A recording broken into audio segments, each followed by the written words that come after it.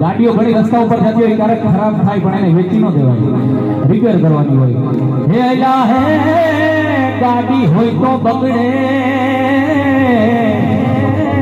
પણ એને વેચી ન દેવાય.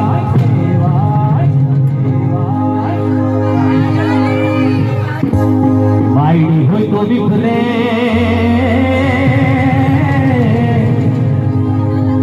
આપણી બાયડી હોય તો વિખરે એને કાઢી ના મેલાય લાલ શેરો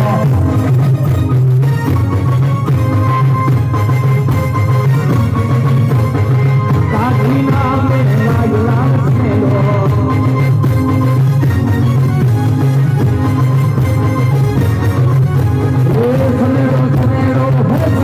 Sanero,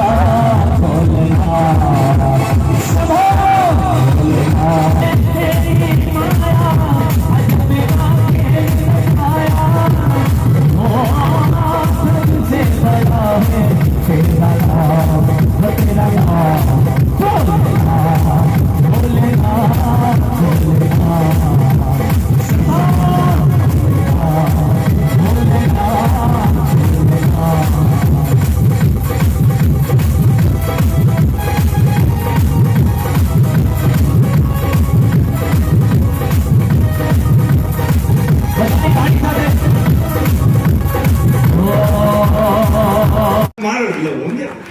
પરિચય થઈ ગયો. ગુણનો પરિચય જે દિવસે તમને થાય તમારો, ગુણ તો એક જ છે, રજોગુણ. ઓ કામ, ક્રોધ, લોભ, મોહ. ઓકે, મારામાં મોહ વધારે. પછી કોઈક લોભીઓ માણસ આવે ને, એ તમને આટી જાય, એટલે તમને એની પ્રત્યે દ્વેષ ન થાય. શું કામ ન થાય? ભાઈ મારામાં લોભ વધારે છે, એના મોહ વધારે છે. ગુણનો પરિચય તમને જ્યારે થાય ત્યારે તમારો કર્મ છે એમાંથી રાગ દ્વેષ નીકળી જાય. રાગ દ્વેષ જે કર્મમાંથી નીકળી જાય, કર્મ નિષ્કામ કર્મ બની જાય, અને એ નિષ્કામ કર્મ બનેલું છે એનું ફળ અનંત ગણું મળે. એનું ફળ રજો ગુણ, તમો ગુણ ને સત્વો ગુણથી ઉપરનું કર્મ, જેને ભગવાન કૃષ્ણ યોગ કહે છે. જે કર્મમાંથી રાગ દ્વેષ નીકળે યોગથી. રાગ દ્વેષ ક્યારે નીકળે? તમને પરિચય થાય. અને હવે ઉભા જ રહેજો, થાકતા નહીં. કર્મ, કર્મ, વૃત્તિ અને આત્મા.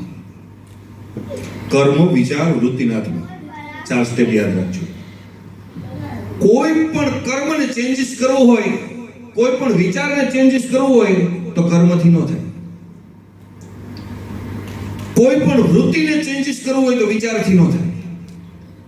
આત્માને ચેન્જ કરવો હોય, આ સ્ટેપ છે. તમારે કર્મને ચેન્જ કરવું છે તો તમારે વિચાર ચેન્જ કરવો પડે. વિચારને ચેન્જ કર્મથી ન થઈ શકે. તમારા વિચાર અંદર ડોળા હોય ને તમે બહાર કર્મ એવું સારું કરી નાખો તો થોડી વાર તમને રાહત મળે, બાકી વિચાર મૂળ ચેન્જ ન થાય. એ ટોપિક હું તમને લઉં. આમને ઊભા કરી રહેશે થાકી જશે તો પછી બપોર પછી ઊભું રહેવાનું છે. હવે 1 કરોડ રૂપિયા મેં તમારું ગુચમાં દીધું, એટલે હવે ભગવાન મારી માંથી કેટલા મારું અહિત તો થાય ને. મેં તમારું ખોટું કર્યું, મારું કેટલાનું થશે?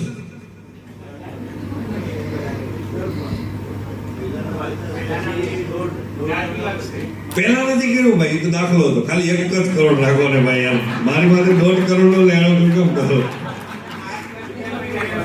નહીં, તમારો જ હિસાબ, બીજાનો તો આપણે ભોગવવાનો છે.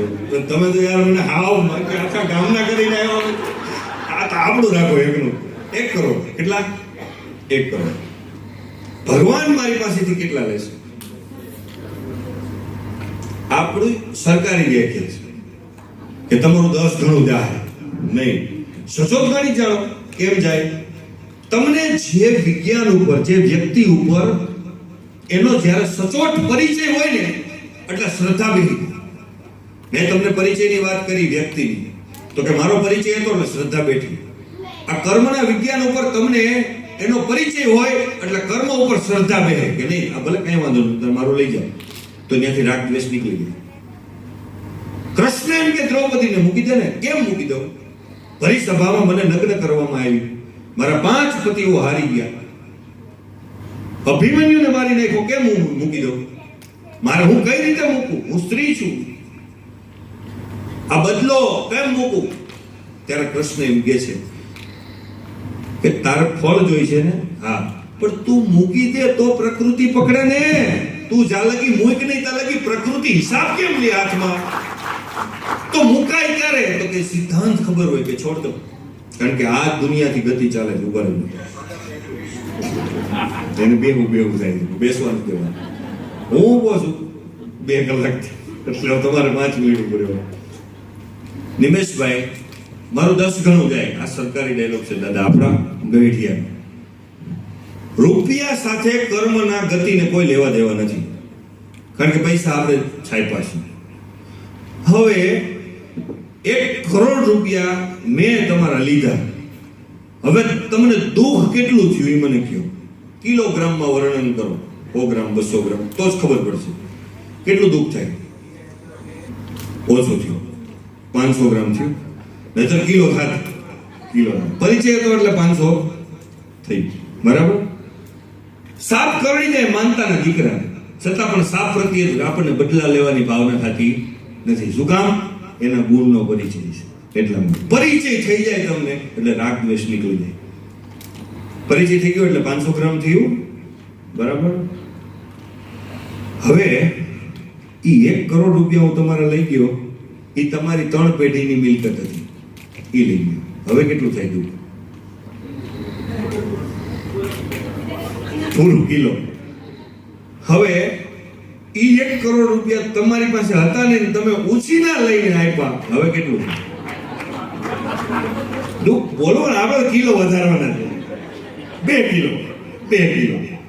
હવે તમારો આ ગામની અંદર વ્યવહાર જ 1 કરોડનો હતો અને બીજે જ મહિને તમારી દીકરીના લગ્ન છે.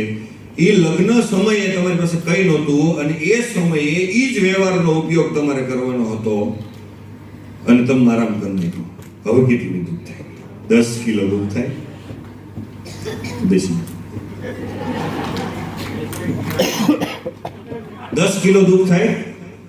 કુદરતને કરોડ રૂપિયા સાથે લેવા દેવા નથી. 10 કિલો દુઃખ થયું. ઉપર મારી ફાઇલ ખુલી.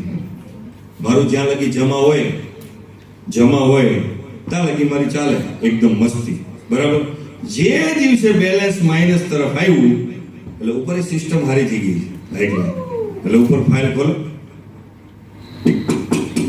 પારસભાઈ, આની ફાઇલ ખોલો. ખુલી કે આના ખાતામાં કે ભાઈ નિમેશભાઈના 1 કરોડ રૂપિયા બૂચ માર્યા છે. ઓકે, પહેલો જ હિસાબ નિમેશભાઈનો કરો. ચાલો, કોમ્પ્યુટર આવી ગયો, હાઈ ક્લાસ કરી નાખ્યો હિસાબ. પણ એક પ્રશ્ન છે કે શું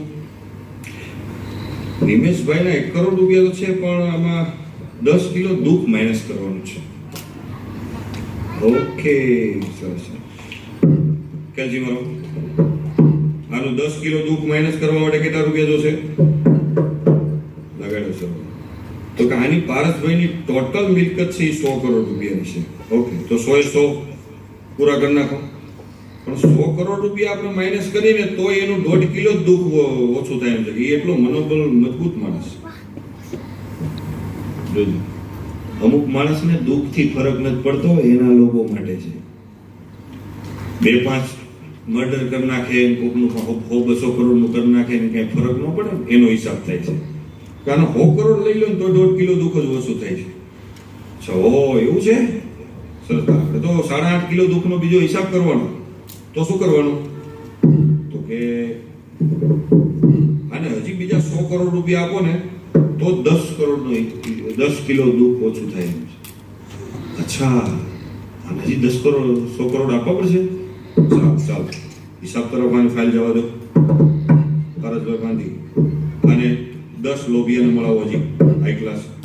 ચાલો, ધંધોનો સેટઅપ કરો. 100 કરોડ રૂપિયા હાઈ ક્લાસ. પારસભાઈને પ્રોગ્રેસમાં ચડાવે, રોકેટ ઉપર હાઈ ક્લાસ. નિમેશભાઈ વિચાર કરે કે આખા ગામનું બૂચ મારવા વાળો કેટલો ફાસ ભાગે. એને ખબર નથી એનો હિસાબ સોર્ટ આઉટ ઉપર જાય. પારસભાઈના ખાતામાં 100 કરોડ રૂપિયા જેવા પડે એને કૂપનમાંથી નામ ફાટી ગયું. એને 10 કિલો દુઃખનો હિસાબ કરવાનો છે. એ સોર્ટ આઉટ થઈ ગયું. હવે 100 કરોડ રૂપિયાનો 100 કરોડથી મારા દુઃખનો હિસાબ થાય, મારી વ્યથા અંદરની સોર્ટ આઉટ થાય એમ છે. તો પછી 100 કરોડ રૂપિયા પેદા થાય એટલું પુણ્યના રસ્તા ઈશ્વરને આપવા પડે ને મને. રાજા દશરથને એમ કીધું કે તું પુત્ર વીરથી મળીશ. પુત્ર તો હતા જ નહીં. પુત્ર વીરથી મળી, પુત્ર જ નહોતા. તો હવે પુત્ર પ્રાપ્તિ થાય એટલું પુણ્ય તો હોવું જોઈએ ને. કથા એવું કે છે દુર્યોધનને કે મેં એવું તો શું પુણ્ય કર્યું, પાપ કર્યું. ધૃતરાષ્ટ્રે એમ કીધું કે મેં એવું શું પાપ કર્યું, મારા 100 દીકરા, તમે એકાદ દીકરો જાય તો દુઃખ કેવું થાય, 100 દીકરા એક જ ભડાકે. ત્યારે કૃષ્ણ એમ કહે છે કે વર્ષો પહેલા એક જંગલની અંદર એક ચકલીના માળામાં આગથી બચ્ચાઓ બાળી નાખ્યા હતા તે, અને એના મા બાપ આંધળા થઈ ગયા હતા ને એ બધું એને જોયું હતું. એ કે આ ફળ તને મળ્યું. ઓહો, આ ફળ મળ્યું? કે હા. તો 100 છોકરા તારી ઘરે જન્મે એટલું પુણ્ય ભેગું થવું પડે કે નહીં? આ વર્ષો સુધી એટલું પુણ્ય ભેગું થયું અને હવે 100 છોકરા જેલમાં ને હવે સીધું ટાટર પડી ગયું. આ કર્મનો હિસાબ છે, જેને એ કાંઈ લેવા દેવા નથી. તમારું 100 કરોડનું ઓકે લીધું છે અને સામે તમારું 100 કરોડ રૂપિયા જાશે નહીં. આપણી દેશી ભાષામાં આપણા બાપ દાદા એમ કહેતા ને, દીકરાઓ એટલું ધ્યાન રાખજો, નાના માણાનું ખોટું ન થઈ જાય. એટલું કારણ નાના માણાનું હૈયું બહુ ઉભા, ઈ હિસાબ ક્યારે સોર્ટ આઉટ ન થાય. એટલા માટે હિસાબ છે એ બહારનો વહીવટ નથી, હિસાબ છે એ અંદરનો વહીવટ છે. એટલા માટે સત્વગુણી કર્મ કરવા જોઈએ, જેથી કરી અને સામેવાળો માણસ દુઃખી ન થાય.